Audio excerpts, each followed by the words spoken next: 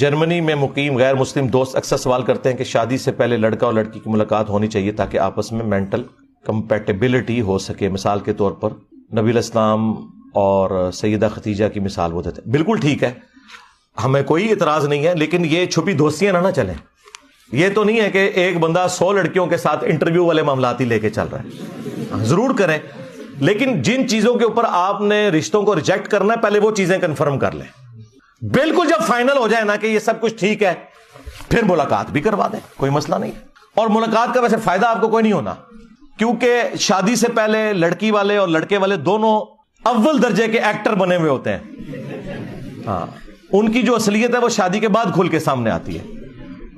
تو آپ مل بھی لیں تو دونوں ایک دوسرے کے سامنے ایکٹنگ ہی کریں گے, اس میں سے نکلنا پھر بھی کچھ نہیں ہے.